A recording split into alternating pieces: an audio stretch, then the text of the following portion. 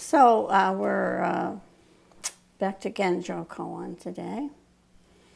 As my count, this is like talk 14. I'm not quite sure that's right because it was a little confusing in the beginning. But I believe it's around there. We have maybe one more talk, maybe two, if I decide to do a kind of summing up talk at the end. You know, this Genjo Koan ends with a koan. Dogen gives us a koan. My teacher used to always exult because, you know, they always say Soto Zen does not do koan work. And of course, Dogen is like one of the main guys of Soto Zen, and his writings include lots of koans. So my teacher always used this as a reason why Soto Zen does do koans. So usually what I do is I read you some lines leading up to this, lines for today, but I'm not going to do that today. We're just going to plunge right in and take the lines that we have for today. Mercifully, it's short.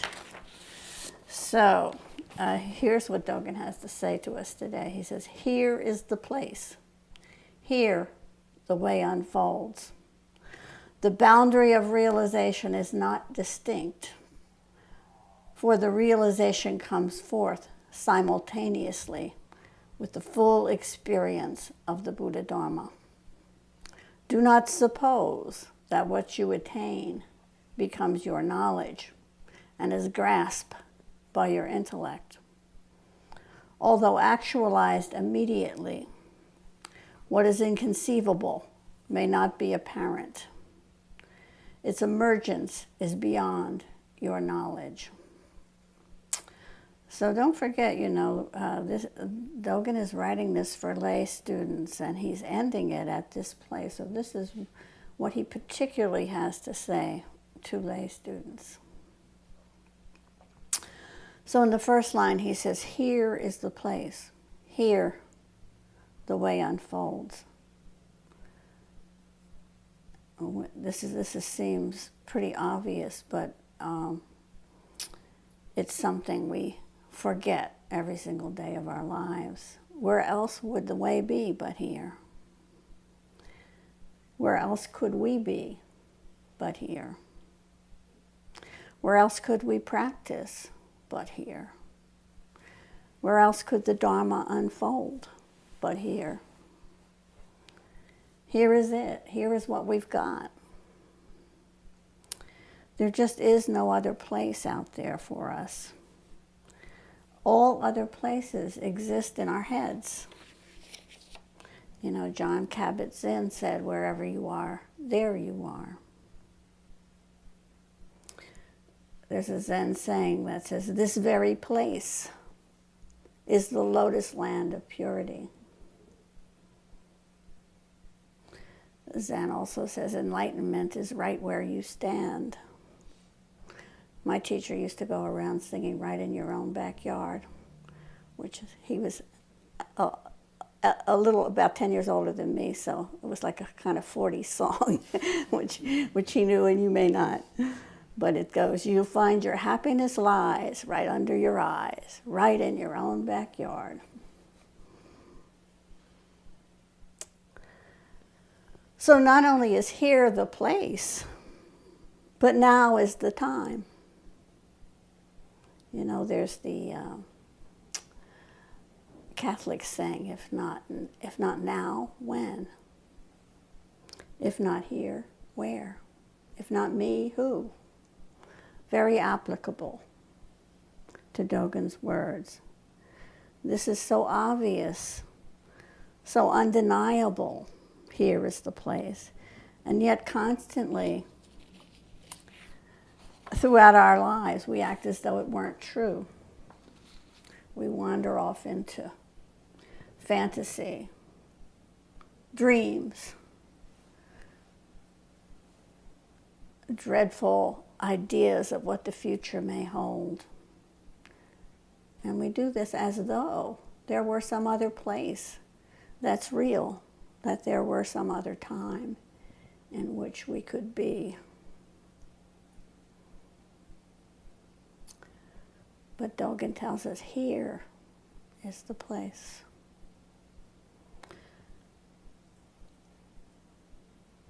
Dogen continues in the next line. He says, the boundary of realization is not distinct. For realization comes forth simultaneously with the full experience of the Buddha Dharma. So this line is a little harder to understand than the first one. It has a couple of verbal puzzles in it. It's not clear at first glance maybe what Dogen means when he says the boundary of realization. What does he mean by this phrase? And it's not clear exactly how he's using the word distinct. The boundary of realization is not distinct, he says. It's useful to remember here that Dogen is not using these words at all. That what we have is a translation. So Dogen is using some quite other Japanese words. And the particular words that we have here are the choice of the translator. And there are many translations of Dogen. So if you look online, you can find 5 or 6. And sometimes they differ quite a bit about what it is exactly that Dogen is saying. We're going to take this translation as being at least partially correct as to what he's saying. This will help us to make some sense of what Dogen means here.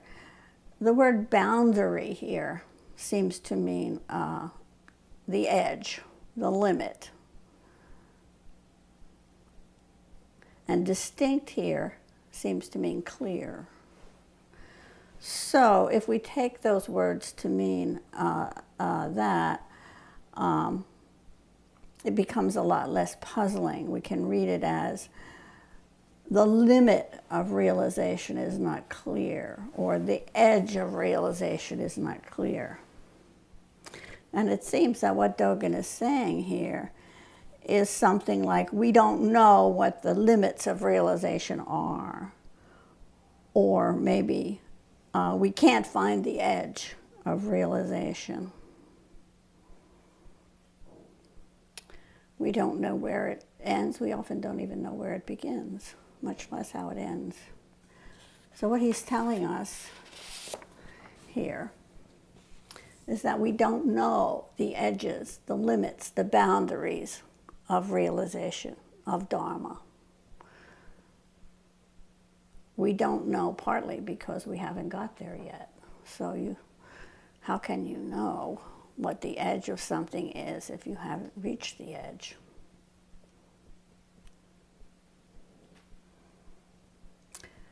It's true that when we try to see just what it is we've realized in our practice, when we try to analyze it, we can't do it. That's because whatever we have realized is entirely outside of words and understanding. We may know some things, but we can't put them into words that are precise. Whenever we try to put them into words, we limit what it is that we've realized. And yet it's a natural impulse to try to put it into words. But there's nothing concrete, nothing we can pin down in realization. There's nothing to grasp, as Zen says. Can't hold on to it, can't grasp it. We are always trying to put our understanding into words, but we're never quite able to do it. Every week as a Zen teacher, I get up here and try to put my understanding into words for you so you can understand too, and yet every week I fail. This may seem like a problem that we can't know the edges, that we can't put it into words. And yet in practice, there's no problem in not knowing. In fact, in Zen practice, the problem most often turns out to be in thinking you know. Not knowing is fine. Realization is very intimate to you. You are one with it, whatever you realize or don't realize. Therefore, you can't stand apart from it. You can't explain it. It is you, your realization. in the 4 vows, which we chant in session, and we chant whenever we go to Barry's. If you go to Barry's session, he chants it a lot. We say, the Buddha way is unobtainable. I vow to embody it.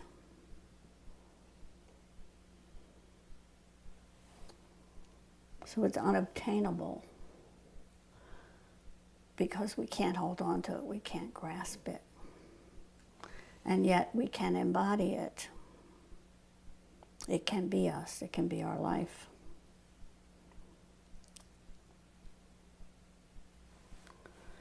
In realization, we don't really obtain anything. We just uncover what we already are. And once we uncover it, all we can do is embody it. We can live it. You know, this is what Buddha's first utterance was after his realization. He's telling us we already are it. All sentient beings are inherently Buddha. In Dogen's view of practice, the ultimate way of seeing is suchness, thusness. That is, encounter each thing and see both sides of it at once. And this way of seeing is particularly beyond words and letters. Why? Because it requires 2 completely opposite, logically opposite ideas at once. The idea that everything is empty and the idea that everything is form. So you have to hold these both, so they're contradictory, that doesn't make sense. So you can't really express it in an idea because it's illogical. So for Dogen, it's particularly impossible to say what we realize. When I prepare these talks, I consult some other commentators on Dogen's words.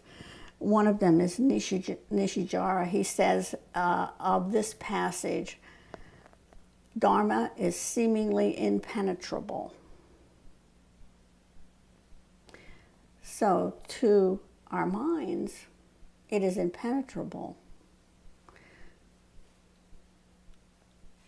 We can't explain it, we can't understand it. But in practice, it is perfectly penetratable. We can be it, we can see it, we can realize it. Another commentator, Okamura, says this: even though we walk on the path, we cannot measure how far we have come and how much further we will have to go to reach the goal. As Buddhist practitioners, we commonly think that our goal is very clear. That is, to become a Buddha. And yet, to become a Buddha is not the end of the story, but rather, it is simply the starting point of life as a Buddha. A Buddha practices Buddhist practice. That is helping all living beings to become Buddhas and to make the entire world into Buddha land. With such an endless process of the Buddha way, it is nonsense to measure how much we have achieved, which stage we are at now, and what we need to do to go further. Dogen simply says, the Buddha way is endless, and there is no way to measure where we are now.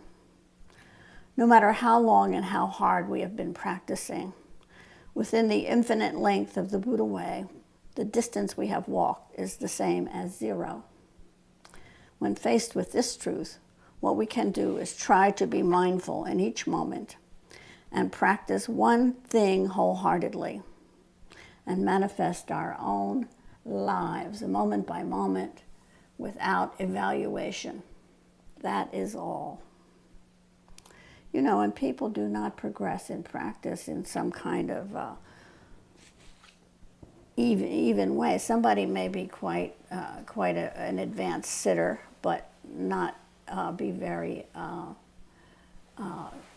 competent yet in comprehending Buddhist ideas. Some people may be quite advanced in living the Buddha way in their lives, but be terrible sitters, you know. So people advance at different levels. People have different talents. Suzuki Roshi says about this passage, even though you have it, i.e. the Dharma, he's talking about it, even though you have it, you don't feel that you have it. Because you can't hold on to it. You can't say what it is that you have. And this is why it's so hard to answer when someone asks, you know, how Zen has changed your life, or how your life is different because you practice Zen. I don't know, you may have friends who ask you this. I certainly have people who ask me this because I'm a teacher. And it's very difficult to know. We can't say exactly what it is that's changed in our lives.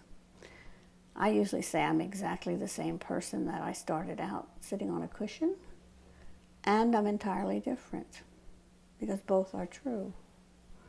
So no wonder people can't understand. We don't know the edges of Dharma, because the Dharma is as large as reality itself. The Dharma is reality itself, or reality itself is the Dharma. You can say it either way. In the second part of this line, Dogen says, the realization comes forth simultaneously with the full experience of the Buddha Dharma. This phrase completes the whole line. The whole line goes like this: the boundary of realization is not distinct, for the realization comes forth simultaneously with the full experience of Buddha Dharma.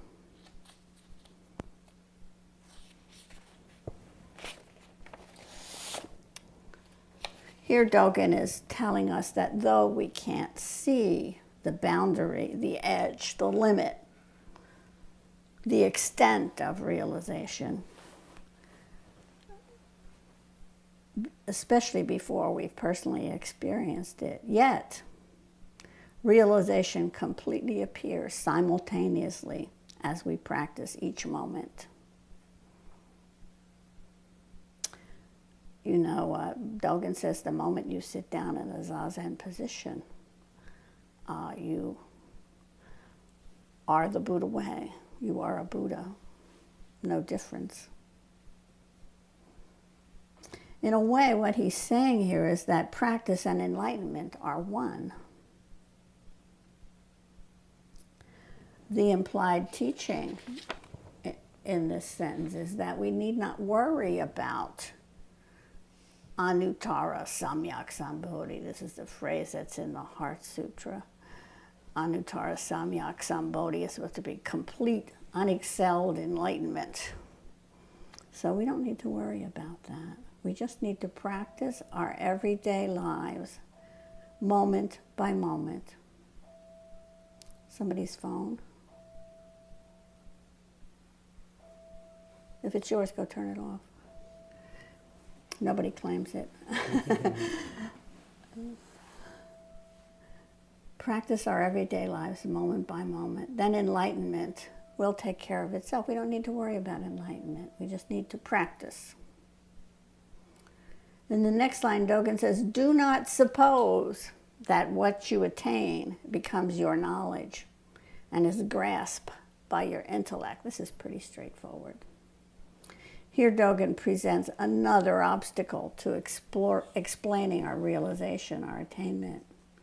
It is not only that realization resists expression in words and letters, but also that we are always bound by the level of our own insight.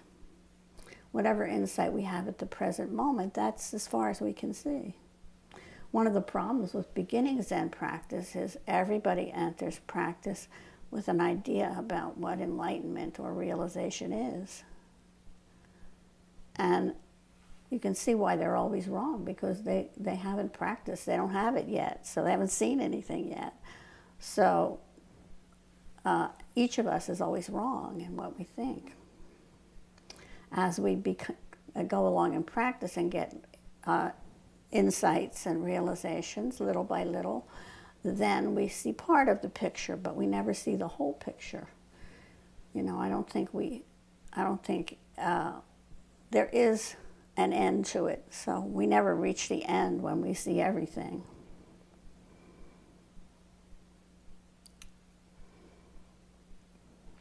We just practice and we see what opens up for us, moment by moment.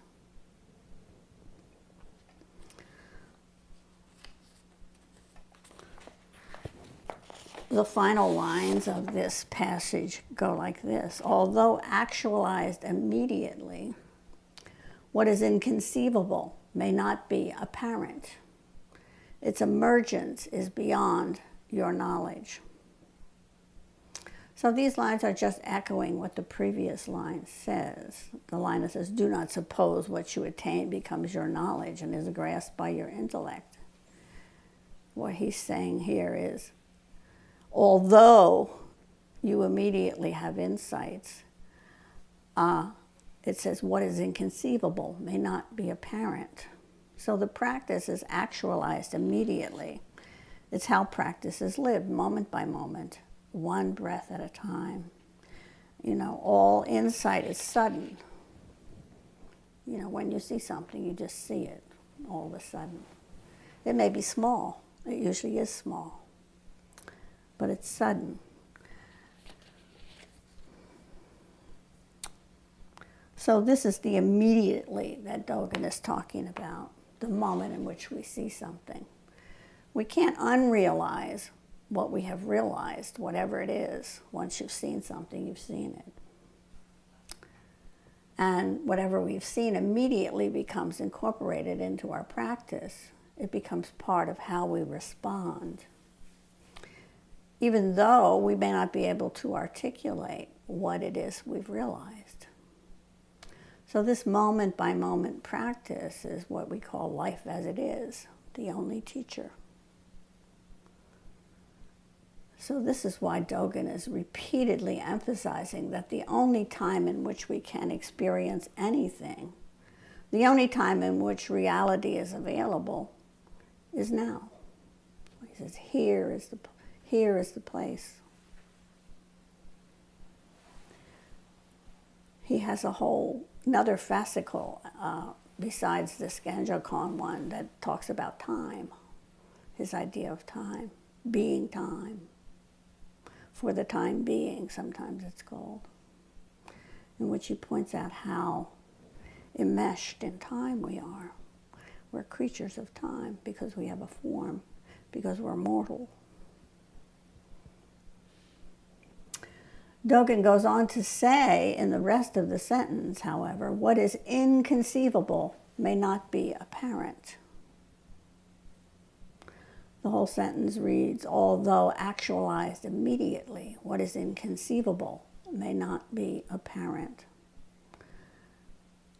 So, he says, what is inconceivable? Here he's using the word inconceivable in a very literal way, meaning it can't be conceived, it can't be expressed in an idea, it can't be put into words. We often use inconceivable as kind of like, you can't believe it, you know, something like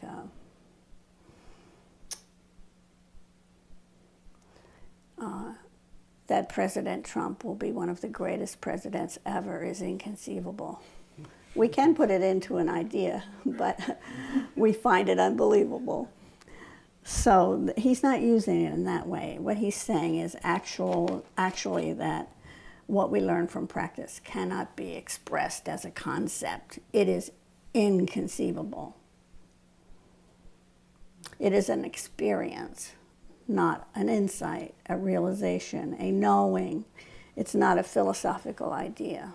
So all of these things are not something we can actually put into words. It's inconceivable.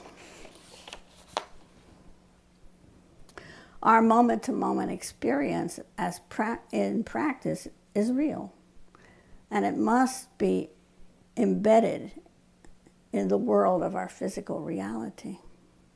the world of forms. So just because we can't put it into concepts, it doesn't mean it's not real. It is real. And where it counts is when we embody it, when it's expressed through our physical form, in the physical form of the world around us. Yet, it's inexpressible. It's formless.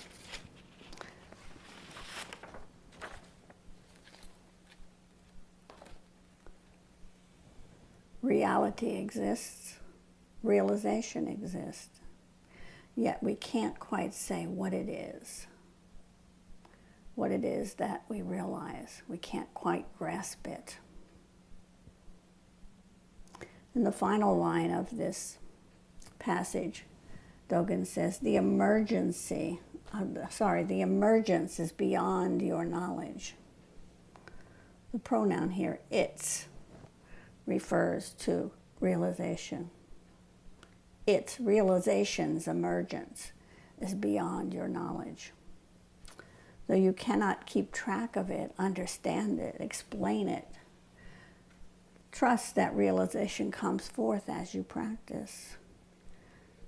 You know, but you don't know how or what you know. And you can't tell anyone else about it. So the lesson here is practice and let realization take care of itself.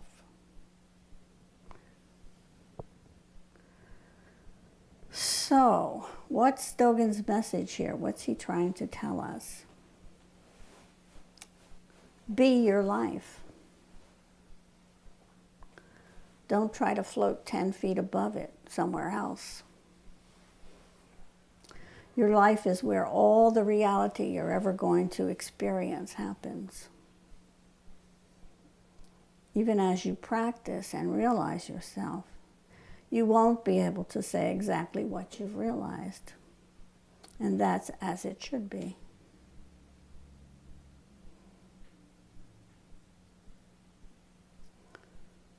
Dogen is constantly, throughout this whole Genjo Koan chapter, emphasizing that everyday life.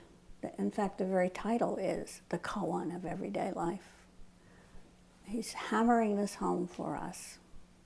And yet that is usually the very thing we'd like to escape and go into practice and drift off somewhere to La La Land where it doesn't hurt. So as I said, we have one more Dogen talk, I believe. And this teaching, remember always that Dogen has written this just for us, for lay students involved in ordinary, everyday lives. You know, a lot of Zen materials are written for monastics. So this is very precious to those of us who aren't monastics. Dogen wants us to see how very extraordinary our ordinary lives are. And you need to see this too, and you'll see it much better when you are paying attention to it, not up in your head somewhere.